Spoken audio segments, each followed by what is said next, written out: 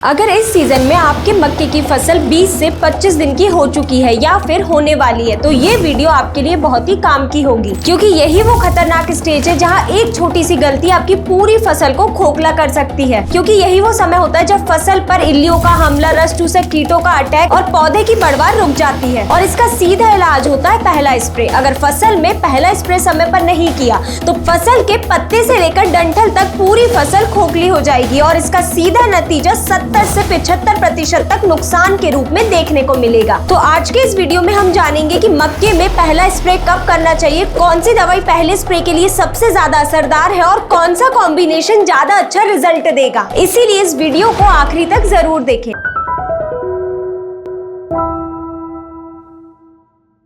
नमस्कार किसान भाइयों, स्वागत है आपका कात्यायनी ऑर्गेनिक्स के यूट्यूब चैनल में। तो चलिए बिना देरी करे इस वीडियो को शुरू करते हैं। तो वीडियो को शुरू करते हुए सबसे पहले बात करते हैं मक्के की फसल के सबसे खतरनाक दुश्मन इल्ली की। मक्के में चाहे कितनी महंगी दवाई क्यों ना डालो, लेकिन अगर आपने दवाई को सही समय पर और सही तरीके से और सही टेक्निकल को अगर उपयोग में नहीं लिया तो फसल में इल्लियों का प्रकोप कम होने की बजाय और भी ज्यादा बढ़ जाएगा। फिर चाहे फसल में फॉल आर्मीवर्म, तना छेदक, तमाकू इल्ली या फिर सेमी लूपर हो, इसे पत्ते खाने वाली इल्ली भी कहा जाता है। ये इल्ली पौधे के पत्तों को खाकर उनमें छेद कर देती है। और वहीं तना छेदक इल्ली की बात करें तो ये पौधे के तने में छेद कर अंदर घुस जाती है और जिस वजह से धीरे धीरे कर पौधा सूखने लगता है। और वहीं ये फॉल आर्मीवर्म कीट की बात करें तो ये पौधे के तने के बीच में घुसकर वहाँ अंडा दे देती है और जब इन अंडों से लार्वा निकलता है तो ये पौधे को अंदर से खाना शुरू कर देता है, जिस वजह से पौधे की ग्रोथ वहीं रुक जाती है। भुट्टे बनने की क्षमता कम हो जाती है और यहाँ तक कि ये इल्ली भुट्टे के अंदर घुसकर भी दाने को खराब कर देती है। और सबसे खतरनाक बात तो ये है कि ये फॉल आर्मीवर्म इल्ली एक पौधे से दूसरे पौधे पर बहुत ही तेजी से फैलती है। अगर समय पर नियंत्रित नहीं किया गया तो ये पूरे खेत में फैलकर उत्पादन को सीधे आधा कर देती है। इसीलिए अगर आपको पौधे पर इस इल्ली के प्रकोप के लक्षण दिखे तो आपको तुरंत दवा का स्प्रे करना है, क्योंकि ये इल्ली पौधे को खाकर बढ़वार और पैदावार को तो घटाती है। और जब हम इन मक्के के पौधे को काट कर हरे चारे के रूप में पशु को खिलाते हैं तो ये प्रभावित पौधे सीधे पशुओं के स्वास्थ्य पर भी असर करते हैं, क्योंकि जब ये इल्ली पौधे के विभिन्न भागों को खाती है तो ये अपने पीछे अवशेष छोड़ती है और ये अवशेष इतना खतरनाक होता है कि पशु के स्वास्थ्य पर ये नकारात्मक प्रभाव डालता है सीधे। तो इन तमाम प्रकार की इल्लियों को मक्के की फसल में शुरुआत से ही कंट्रोल करने के लिए आप एमा-5 के नाम से आने वाली कीटनाशक का उपयोग करें। इसमें एमामेक्टिन बेंजोएट 5% एसजी फॉर्म में होता है। और सबसे अच्छी बात तो इस कीटनाशक की ये है कि ये कीट की हर एक अवस्था पर काम करता है, चाहे अंडा हो, लार्वा हो या फिर वयस्क कीट। ये कीटनाशक स्प्रे करते ही इल्लियों के नर्वस सिस्टम को पूरी तरह ब्लॉक कर देता है, जिससे इल्लियां सबसे पहले तो खाना छोड़ देती है और फिर धीरे धीरे कर ये भूख के कारण इल्लियां मर जाती है। और इस कीटनाशक की सबसे अच्छी बात तो ये है कि ये स्प्रे करते ही पौधे की ऊपरी सतह पर तो काम करता ही है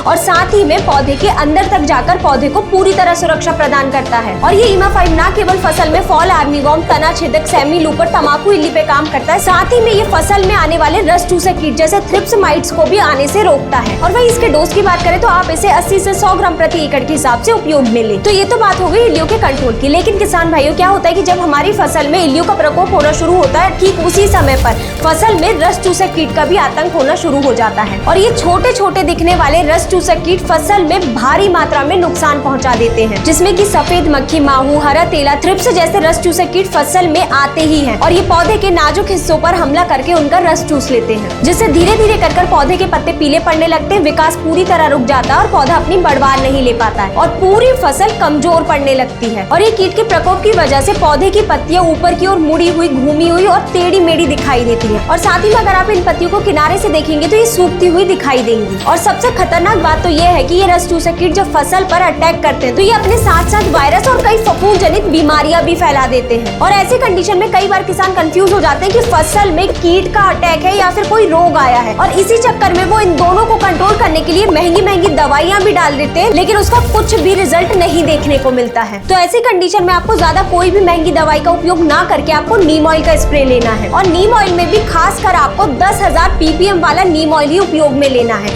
ये क्या करता है, फसल में रस चूसक कीट और फफूंद जनित रोग दोनों को कंट्रोल करता है। और इस नीम ऑयल में अजाडिरेक्टिन एक्टिव कंपाउंड होने की वजह से ये कीट के नर्वस सिस्टम को पूरी तरह ब्लॉक कर देता है, जिससे कीट वहीं की वहीं कंट्रोल हो जाता है और आगे पौधों में नहीं फैल पाता है। और सबसे खास बात तो ये है कि ये स्प्रे करते ही पौधे के ऊपर पूरी तरह कड़वापन लेके आता है, जिससे कीट पौधे के किसी भी भाग को नुकसान नहीं पहुंचा पाते और धीरे धीरे कर कंट्रोल हो जाते हैं। और वही नीम ऑयल के डोज की बात करें तो आप इसे 250 मिलीलीटर प्रति एकड़ के हिसाब से उपयोग उपयोग में ले। किसान भाइयों, आपने ये देखा होगा कि जब हमारी फसल में रस चूसक कीट और इल्लियों का हमला होता है तो पौधे की बढ़वार धीरे धीरे करके वहीं रुक जाती है, जड़ें कमजोर हो जाती है और पौधे में तनाव आना भी शुरू हो जाता है और यहीं से फसल का नुकसान होना भी तय है। लेकिन किसान भाइयों, फसल में यही वो समय होता है जब आप भन्नाट जैसी स्पेशल टॉनिक का उपयोग करके पौधे को शुरुआत से ही मजबूती दे सकते हैं। भन्नाट अमीनो एसिड द्वारा तैयार किया गया प्रभावी टॉनिक है जो पौधे में नई कोशिका निर्माण को तेज करता है, पौधे की जड़ों से लेकर पत्तों तक पूरे सिस्टम को एक्टिव करता है, जिससे पौधे की बढ़वार अच्छी होना शुरू हो जाती है और साथ ही में पौधे में पोषक तत्व अवशोषण को भी बढ़ाता है। और सबसे अच्छी बात तो ये है कि ये रस चूसक कीट इल्ली के हमले की वजह से और जो भी रोग की वजह से आए हुए स्ट्रेस है, ये उससे भी धीरे धीरे करके खत्म करता है और पौधे की तनाव झेलने की क्षमता को भी बढ़ाता है और साथ ही में मिट्टी में मौजूद सूक्ष्म जीवों को भी एक्टिव करता है, जिससे मिट्टी तो उपजाऊ होती ही है और साथ ही में पौधा जल्दी रिकवर भी होता है। तो अगर आप शुरुआत से ही पहले स्प्रे में भन्नाट का उपयोग करेंगे तो ये पौधे में गहरा हरापन लाएगा और पौधे की बढ़वार अच्छे से करेगा।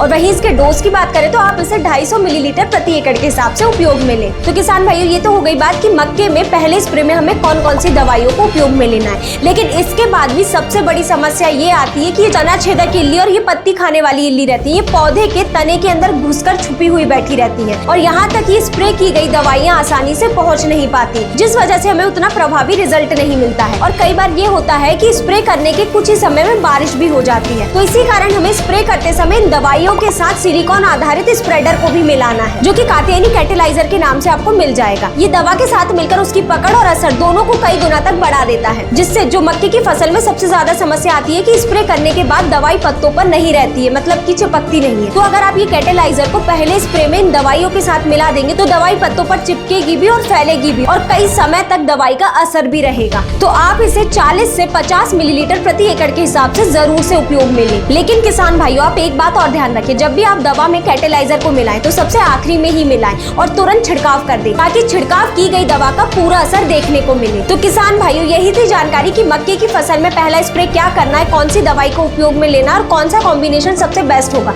अगर आपको ये जानकारी पसंद आई हो तो इस वीडियो को लाइक करें और चैनल को सब्सक्राइब करना ना भूलें। धन्यवाद।